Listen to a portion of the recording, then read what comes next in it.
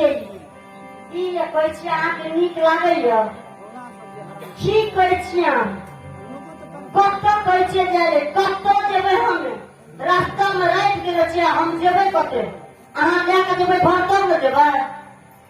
every ना भेल आ एना का बोलै छै ये ना करे बोलै छै चटा के बोलै छै तारा ना भेल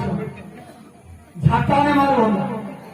एकटा राजा सुल्तान सिंह देने नहीं छै जहां तो लोग करे ते सब धक्का मारै छै आजा सुने हे आके कतो नहीं आबे आके लागे बुढ़िया माता आके ब्राह्मण राख दे बुझलिए जेबै तऽ कोना कऽ जेबै कोना करबै से कहबै तब ने कोना करबै से बात कहबै हे महारानी जेबै तऽ जेबै कते अनिया यार कहै छली एगोटा पानि ले आ ओकरा जल ढारी खुशामद करी प्रेम भाग सकी आप तो सब सहाय गेले तो आपके भीतर याद के तो हमरा क्यों के छियै हम राजा गोपी छौ जब राजा गोपी छै तब घर वाली होना करते हाँ लाइन वहां तो तू तक झोकेदार पटक के आ गया ना तो हरा नहीं करना हाँ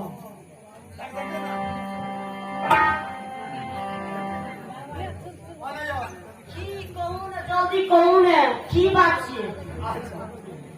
इन्हें से जनी जा के की कहै छै की करै छै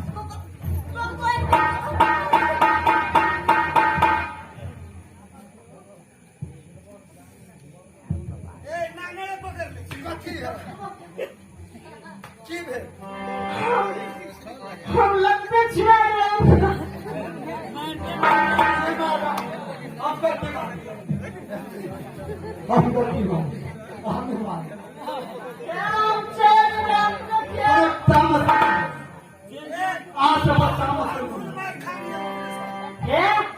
मारबे तऽ नीक से ई कथी कहै छियै ई तऽ ई छै ने हमरा तऽ बात के बम देखै छै कते पसीना होइ छै ई तऽ मन कहै छै कखनी होतै तऽ मोर फेर सुन हमरा मारै छै हां या मारबे तऽ मार के पता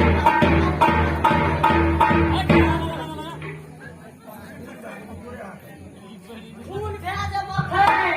अखन भए जाब अहाँ यहाँ तऽ खून हम भए जेबै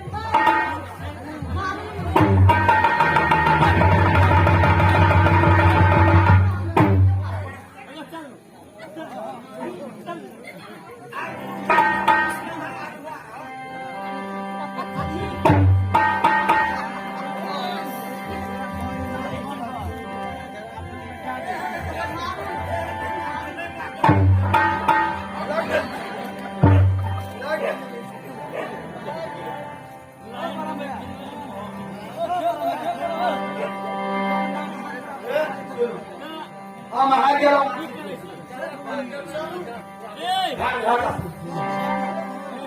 चलो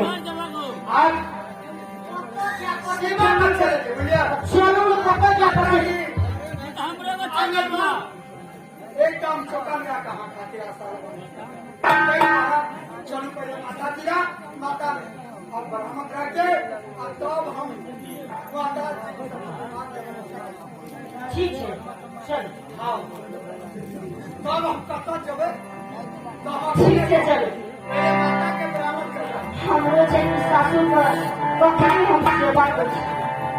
ए आही ना देबे हां एकदम देबा माता जी के पास तो चला जाओ ई कनी राजा जका चलू रे त ई कथी कथी पढ़े ले छै ई सब कुछ लागे हमरा हमारे गुरु महाराज जगह बैठो ये अलग नाम का मारा करो जे के बात में तो चलू चलू ने चल चल चल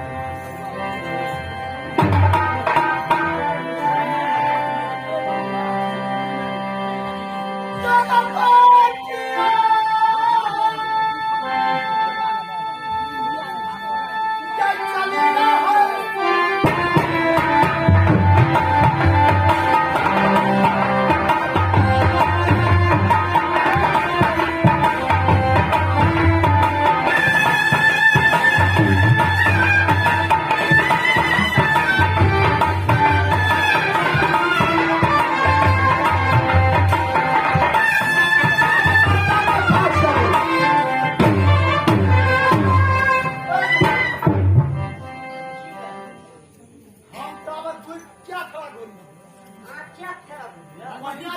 कन्या ये तो कौन को चलते हैं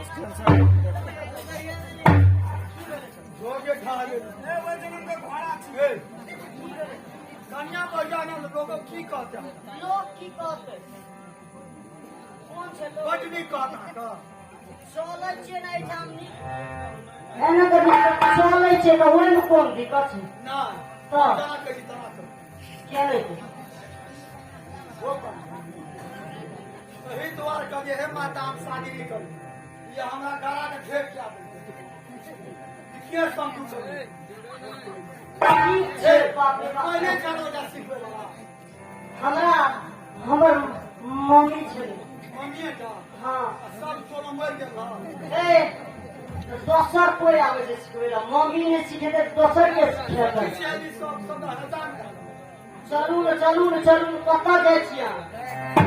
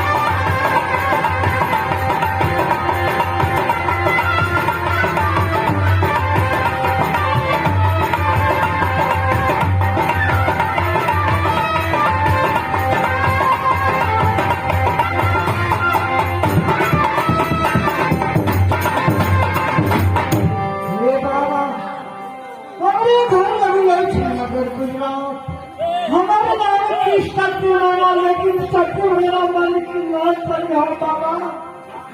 या महीना या बेटा को तुम एक समय की बात बेटा को भी तुम या पकड़ा दिन बेटा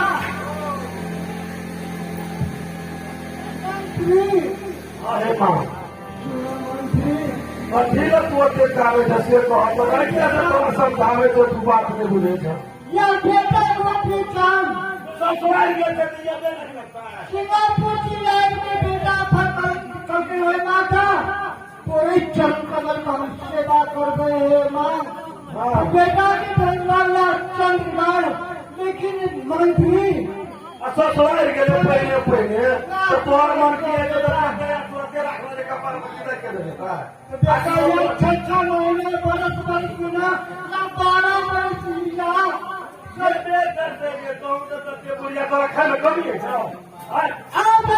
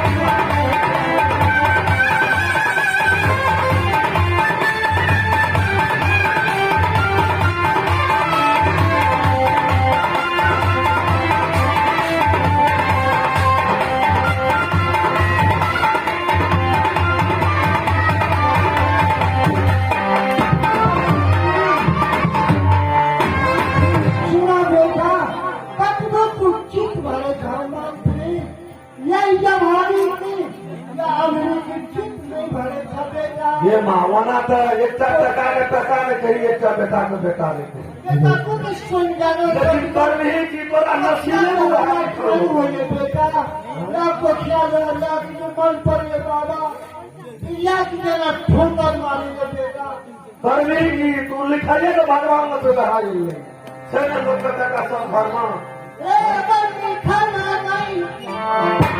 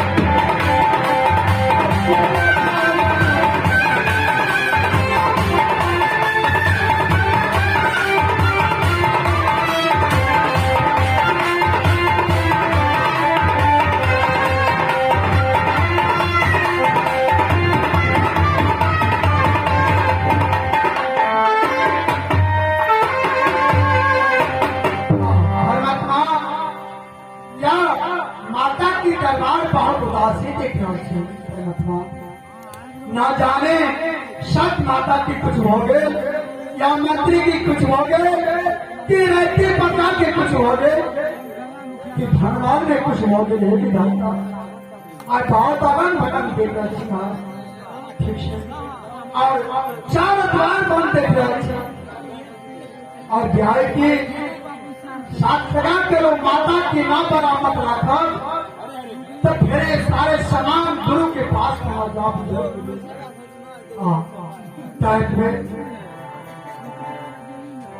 और आवाज लगावे थी मंत्री के कहीं डोरी में हाथ का अवश्य है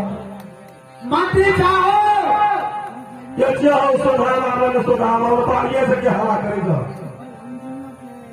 क्या मंत्री आज और सब जगह बन से नाम कहावत है सब तक बात खोलवा तो भीतरे में देखबो अरे गेट पर आ जाओ मंत्री सलाम मालिक साहब सलाम आबो कहूँ तो मालिक हमरो का चिराग भोग पीते अरे चुप चुप जी